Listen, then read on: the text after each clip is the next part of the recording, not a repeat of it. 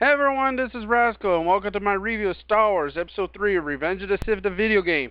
Just like in all my other reviews, I'll be awarding points to certain areas, and these areas are story, gameplay and animation, music, characters, and finally voices. Now let's get this started with the story. The story is actually pretty easy to follow. It's the story of Star Wars Episode 3 Revenge of the Sith, the movie. It actually just adds a few extra scenes, like the second level as Obi-Wan Kenobi, the first level as Obi-Wan Kenobi, but the second one in the game. You're in the fuel reserve area. This was a deleted scene from the movies. Also, with Obi-Wan with only Obi-Wan and Anakin, sometimes you play extra scenes. Obi-Wan, the Jedi Temple, the fuel reserves, the sneaking into Utapau, Anakin, the assault on the temple, the assassination on Mustafar, all of this. But this is a nice little hint from nice little thing they did, the creators did, is add these little extra scenes, not to pad out the game, but I think mostly to show us that George did not do this because, it would either slow down the story or bore the audience. In contrast, that would actually heighten our excitement. But still, so the story follows Obi-Wan and Anakin. As the first part, they have to rescue Chancellor Palpatine. And at this point is also where they face off against Dooku and manage to defeat him. Continuing on with Obi-Wan is that he goes off to face General Grievous and manages to defeat him. You know what? Actually, now that I think about it, it's a very simple story, and there's not much to say. I mean, if you've seen the movie, or watch my LP, or watch someone else's LP, or manage to have this game, or the movie, you know how this turns out. So for story, it's actually good, but you know what, it could have been better. So I'm giving it a 2 out of 4. So the gameplay and animation is actually quite fun and simple. And again, as I said in my review of Eternal Sonata, as long as you keep it simple and fun, the game is naturally easy to learn. And yes, this is actually easy to learn. I can pick up and play this game, even though it's been a few years, easily pick it up and play anytime. These are one of those few games that I actually like doing this with. Just pick up and go, oh, you know what, I'll play this again and play a few levels. This is what's good about these kind of games.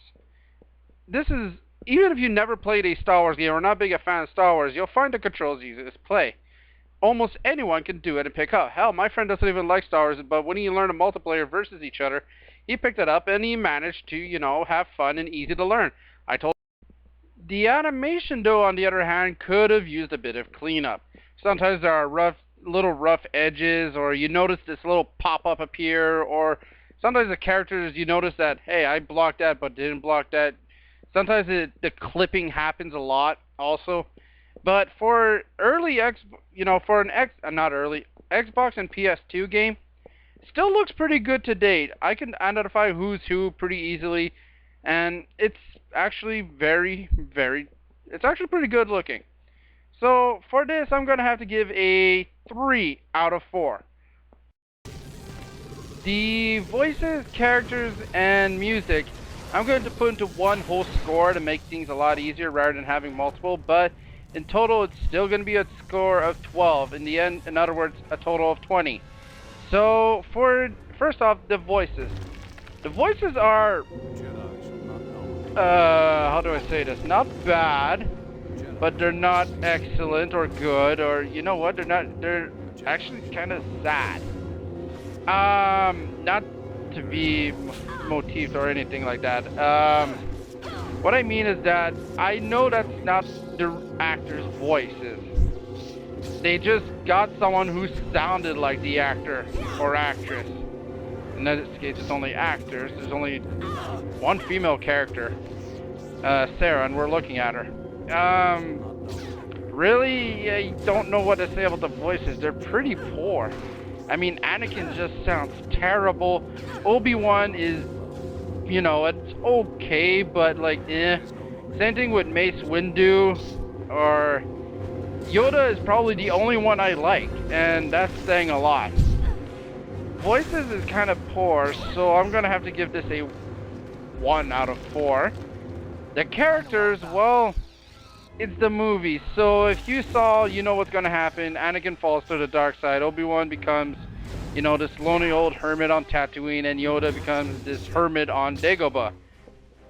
There's not much to say about characters. They're good, but not someone I'd be willing to look up to. I give it a 1.5 out of 4. And for the music, well, it's a score from John Williams. So I can't really bitch about it. There are maybe a few tracks that I won't never remember, or, you know, just won't pop in the head even though it's being played as a Star Wars track. For this, I gotta give it a 2.5 out of 4. I know a lot of fans are gonna bitch about that score, but it's just the soundtrack to Episode 3 is not my favorite, and it shows because I get bored of the music easily in Episode 3. So, now it's time to tally up that score. So with all these scores tallied together, this comes to a grand total of 10 out of 20. In other words, a 50% game. Now, don't get me wrong, this game is good in a way, but in many ways it's bad. Like I said, the voice acting is very bad. The characters, well, I don't like Anakin in this game, and I don't like other characters like Sarah, and a few others that you can play as, you hear or play as. You know, it's not a Star Wars experience, say, like The Force Unleashed, or Star Wars Jedi Knights Academy, or all these other Star Wars games. There are much better Star Wars games than this one, and yeah, I know the score is low and might piss you some off, but then again, this is my opinion. Please respect it. So, yeah. Do I suggest you guys try this game out? Yes.